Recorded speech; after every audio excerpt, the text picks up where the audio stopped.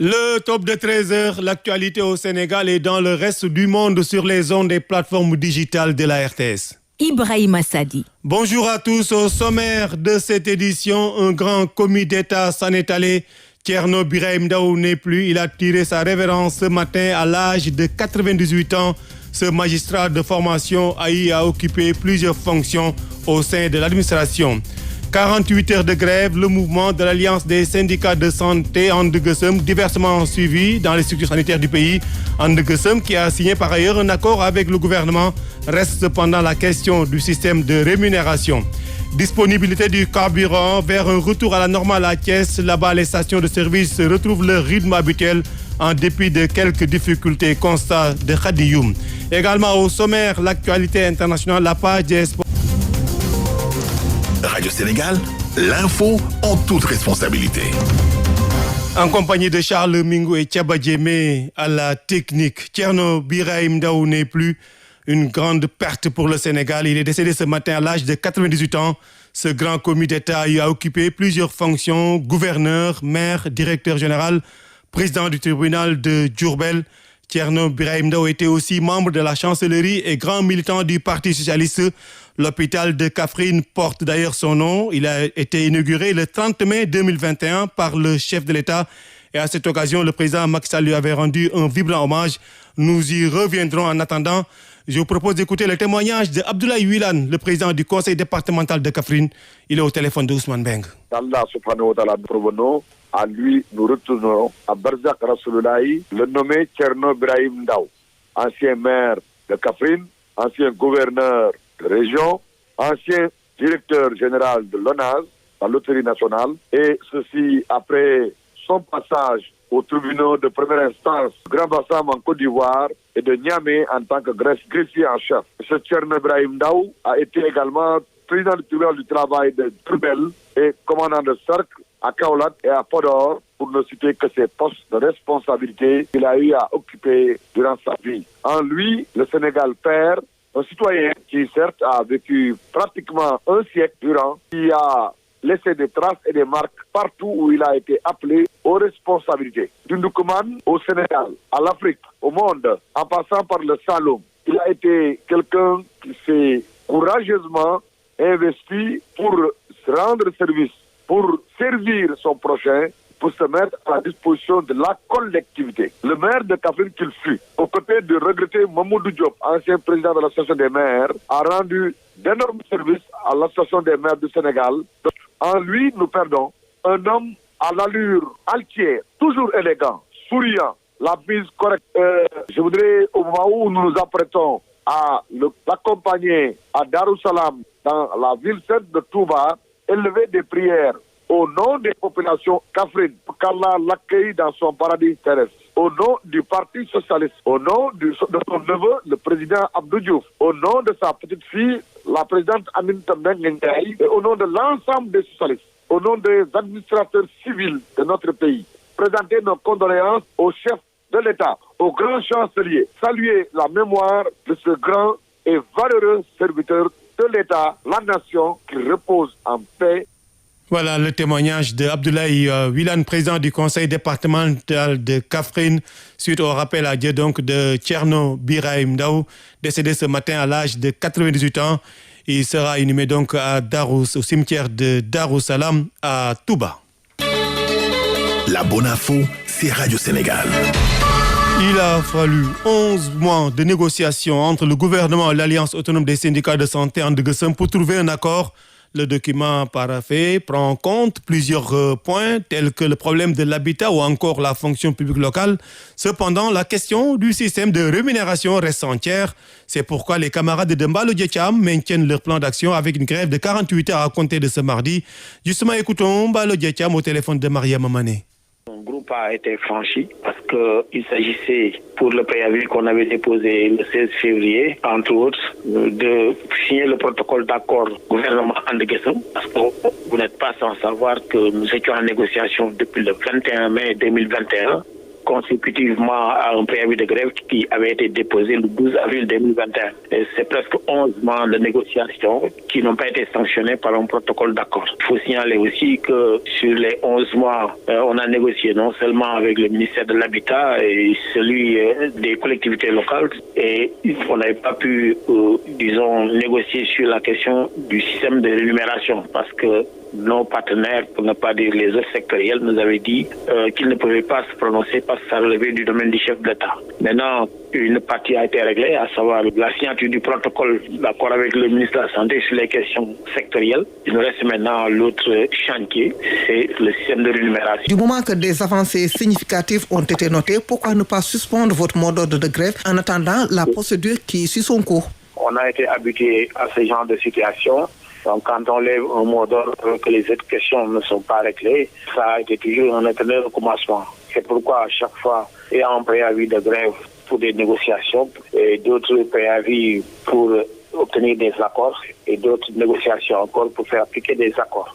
Mais pour le cas d'espèce, on s'est rendu compte qu'effectivement, un grand pas a été franchi sur le protocole dans sa globalité.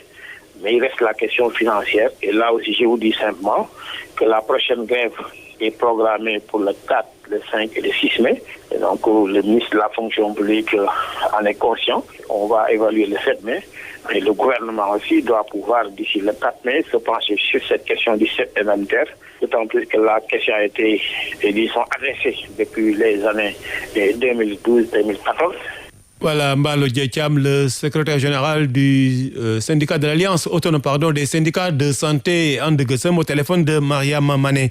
Andeguessem qui a décrété donc une grève de 48 heures, un mouvement diversement apprécié. C'est le cas à Fan et à Basnao.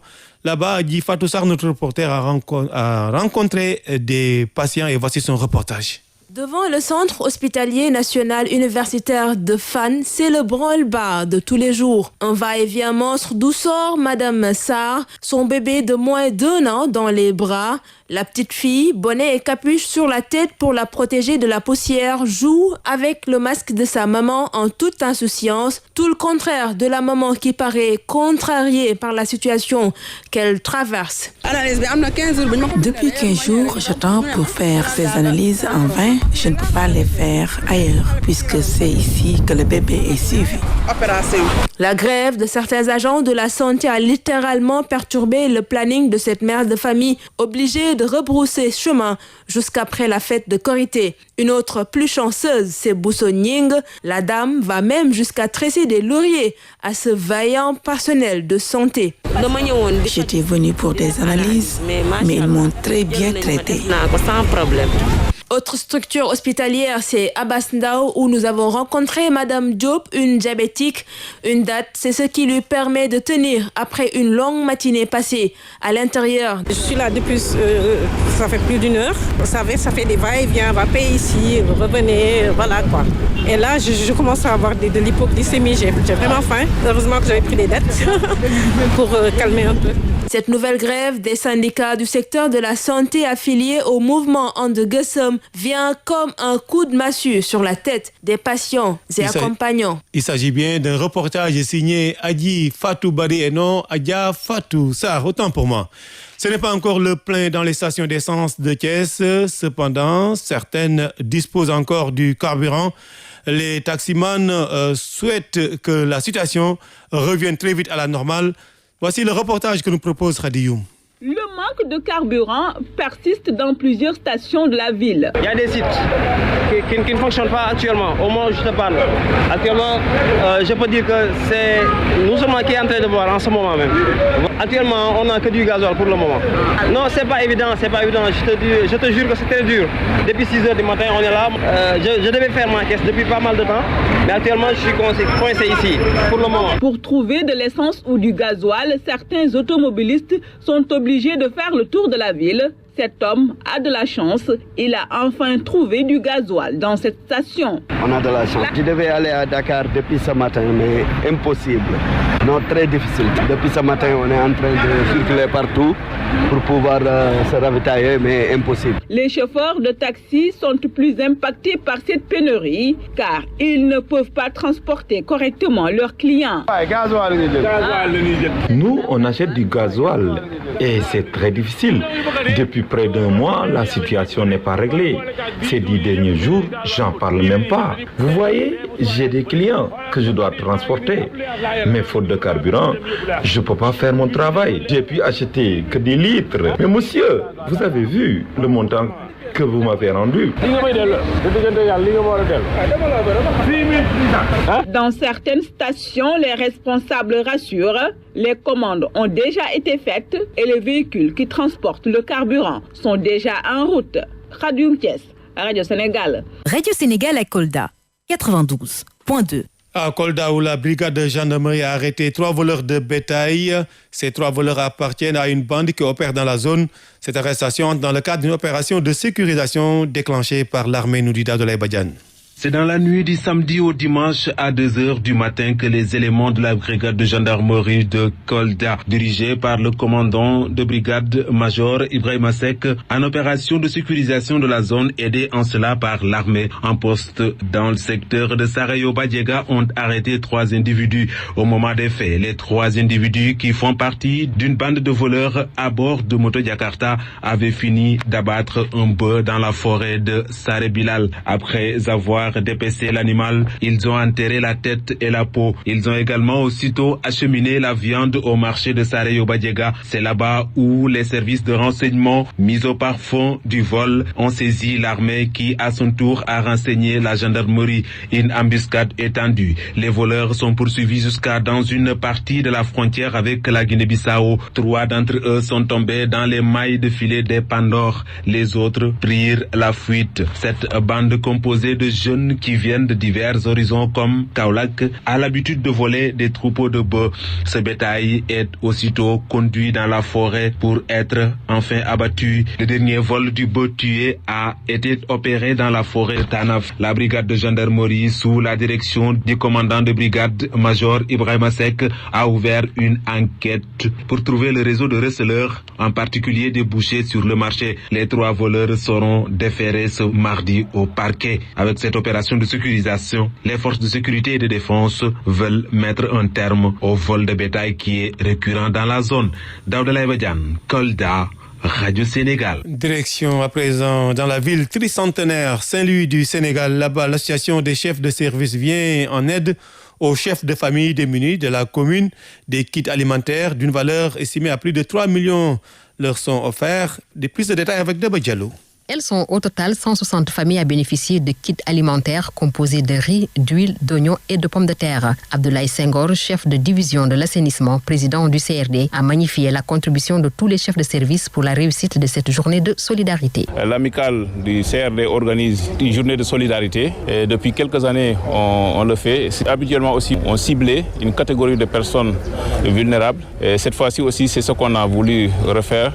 Et heureusement, grâce à la contribution de tous les collègues, du gouverneur en premier et des autres autorités au niveau local, on a réussi à collecter un montant disponible qui nous a permis quand même de remettre des kits. Un geste qu'apprécient les bénéficiaires. Ils soutiennent d'ailleurs que l'appui de l'association ne leur a jamais fait défaut. Madame Sow Yaram Ndiaye, bénéficiaire. On est très content. L'association a l'habitude de me venir en aide. J'avais des problèmes de santé. Ils ont payé mes frais médicaux à l'hôpital de Dantec et au CTU. Mes amis et moi, nous sommes très contents. Nous prions au bon Dieu qu'il multiplie ses actions. Le mois béni de Ramadan est une occasion pour l'association des chefs de services régionaux de mettre en œuvre une de ces actions de bienfaisance à l'endroit de la population qu'elle compte pérenniser. Saint-Louis, Daba Diallo, Radio Sénégal. Et nous restons à Saint-Louis où le gouverneur a réagi par rapport au rapport sorti récemment. Rapport consacré à l'insécurité alimentaire dans certaines zones du pays, notamment au nord. Le gouverneur Alioune Badara Samb se dit surpris par ce rapport. Nous l'écoutons interrogé par Daba Diallo. Je n'ai pas encore connaissance d'une situation prouvée. C'est des difficultés au quotidien que connaissent tous les pays. Aujourd'hui, avec la crise en Ukraine, écoutez, regardez un peu ce qui se passe dans les autres pays. Jusqu'à présent, le gouvernement du Sénégal a pris des mesures hardies, des mesures très fortes pour maintenir jusqu'à présent à des niveaux très appréciables les prix de rang et d'abord la disponibilité. Hier, j'ai reçu un pays africain que je ne nommerai pas où aujourd'hui ils connaissent déjà des difficultés pour le pain, des difficultés pour le riz, des difficultés pour tous ces produits-là qui sont des produits de consommation courante. Aujourd'hui, personne ne peut dire qu'il y a rupture dans la disponibilité des produits. Personne ne peut dire qu'il y a une hausse vertigineuse alors que le baril du pétrole a quitté $70 pour aller à $140 alors qu'on connaît des difficultés en termes de mise à disposition des produits dans le marché. Une situation est là, mondiale, qui est une situation de crise que l'État du Sénégal est en train d'endiguer. Bien évidemment, tout le monde sait que chaque année, à partir du mois d'avril, mai, juin, les greniers voient leur quantité baisser, c'est tout à fait normal. C'est en perspective de l'hivernage. Ça, c'est des situations pas exceptionnelles. Mais je n'ai pas connaissance, en tout cas à mon niveau, d'une situation exceptionnelle qui nécessite vraiment de sonner l'alerte. Voilà, Aline Badara Samb, le gouverneur de Saint-Louis, interrogé par Deba Diallo. Le monde bouge et vous devez le savoir. C'est pourquoi Radio Sénégal vous tient informé des faits, gestes et paroles qui impactent la marche du monde. C'est géo, c'est politique et c'est international.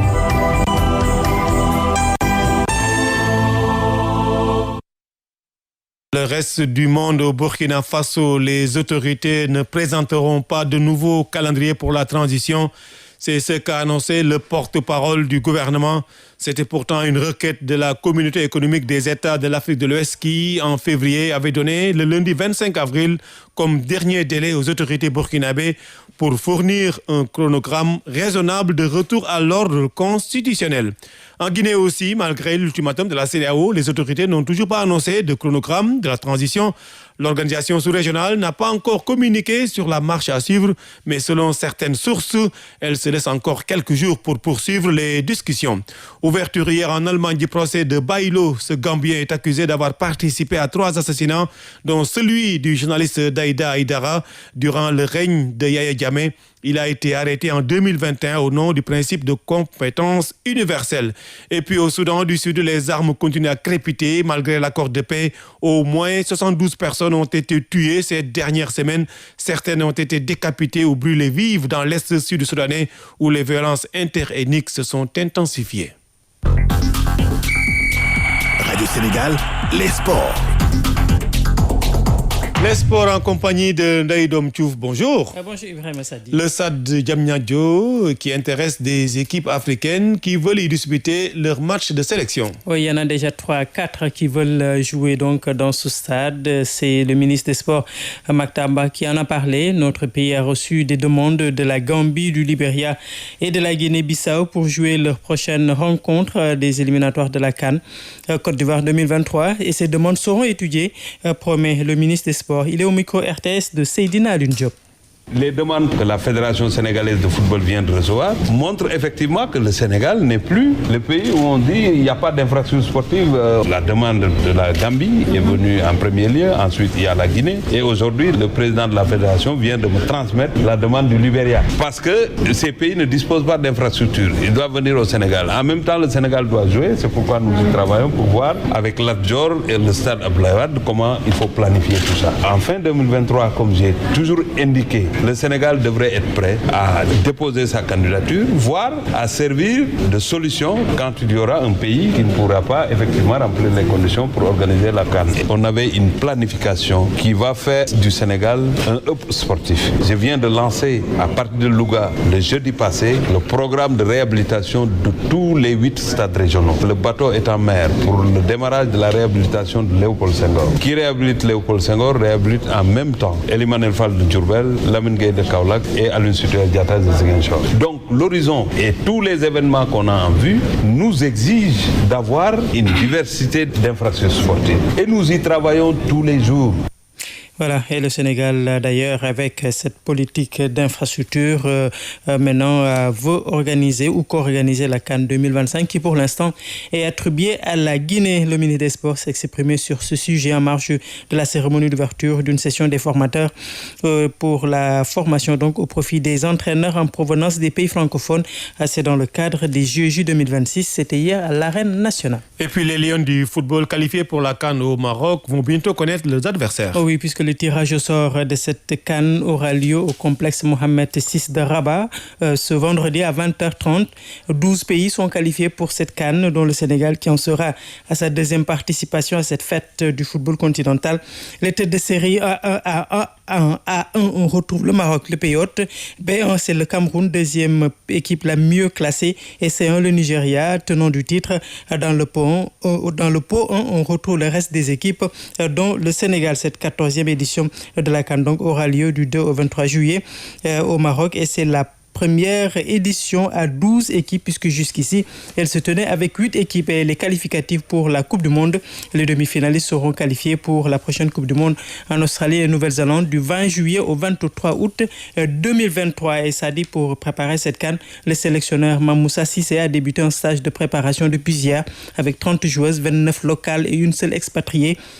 Évoluant aux États-Unis, ce stage se déroule au centre Youssoufania de Guéro et prend fin le 1er mai, donc dimanche prochain. En Europe, les demi-finales de la Ligue des Champions commencent ce soir avec de grosses pointures. Manchester City, le club au moins colossal depuis l'arrivée des Émiratis, mais qui n'a encore jamais remporté cette compétition, qui défie donc le Real, maître de la compétition. C'est ce soir, en demi-finale allée de cette Ligue européenne des champions. En conférence de presse hier, Pep Guardiola, l'entraîneur des Citizens, n'a pas tari d'éloges sur son adversaire. Une stratégie pour endormir le Real, selon Cheikh Tidiane Biteye, notre consultant football qui s'attend à un match difficile. Nous l'écoutons au téléphone de Arona Diouf. Belle demi-finale, un choc de géant qui a allure de finale et qui rappelle le 8e de finale 2020-2021 où les Anglais avaient dominé à l'aller comme au retour les Espagnols. Cette fois-ci, on a comme l'impression que Guardiola a compris que ce ne sera pas une sinécure jusqu'à minimiser City, sa propre équipe, au point de se considérer comme le petit poussé de ces demi-finales en faisant allusion à l'inexpérience du club qui a fait sa première demi-finale en 2016. Est-ce une stratégie pour endormir le Real? Je crois que oui. Si on retient aujourd'hui que City est leader du premier championnat européen, que City n'a jamais perdu cette année en Ligue des Champions à domicile, s'y ajoute un football efficace, un football attrayant, un football spectaculaire soutenu par la meilleure défense collective, eu égard aux 5 grands championnats européens, autour d'un De Bruyne qui est légendaire aujourd'hui, qui est le jour clé, qui est dans la course au Ballon d'Or. Mais en face, un Real qui justifie son statut dans la compétition avec un Benzema en feu, candidat sérieux au Ballon d'Or. Et derrière, on retrouve un entraîneur expérimenté qui connaît la compétition. Tout cela additionné présage un match fou entre les deux équipes en bel état de forme. Des équipes en bel état de forme. Coup d'envoi à 19h entre Manchester City et le Real Madrid. Et l'autre demi-finale, ce sera demain. Et cela intéresse particulièrement les Sénégalais puisque c'est Sadio Mané qui reçoit Anfield, Boulaye Dia, donc Liverpool, Villarreal également très attendu. On termine par le rugby avec l'équipe nationale féminine. Les Lions du rugby à 7 qui quittent Dakar cette nuit pour Tunis où se déroule ce week-end les qualificatifs de la Coupe du Monde Zone Afrique. 8 équipes seront en lice pour se disputer l'unique ticket pour la Coupe du Monde prévue en septembre prochain à Cape Town en Afrique du Sud. Ce tournoi va se disputer en 48 heures samedi et dimanche et le Sénégal connaît déjà 2 de ses adversaires avant l'élaboration des affiches croisées. Il s'agit du Zimbabwe et de l'Afrique du Sud et vous entendrez Babou Diatta, le sélectionneur, dans nos éditions de la nuit. Les hommes, eux, toujours dans le rugby à 7, sont rentrés des qualificatifs du mondial sans être classés. À Kampala, pour 2 jours de compétition, les Lions ont disputé 3 matchs avec 2 revers contre le Kenya et le Ghana et une large victoire contre le Burundi qui n'a pas suffi puisque le 4e match n'a pas eu lieu à cause des forces averses à Kampala qui ont même occasionné l'interruption définitive de la compétition. Et sur les 14 nations en lice au départ de ces qualificatifs, le Sénégal s'est classé 7e et c'est le quatuor de tête l'Ouganda, le Zimbabwe, l'Afrique du Sud et le Kenya qui se qualifient si le règlement retient les 4 premiers. Cette Coupe du Monde, Sadi, est prévue en septembre prochain à Cape Town en Afrique du Sud. Voilà, merci à vous Ndeye Dom Diouf pour cette page de sport. Ainsi donc se referme cette édition mise en onde par Charles Mingou Thiaba-Diémé, Marie-Claire Sen, à la distribution Seydina Sow et puis à la réalisation, sinon la fabrication Marianne Ndiaye, coordination Ousmane Mbeng et Demba Malingboj, réalisation d'Aïe Arambay. L'info continue sur Radio Sénégal. Merci. Radio Sénégal, l'info en toute responsabilité.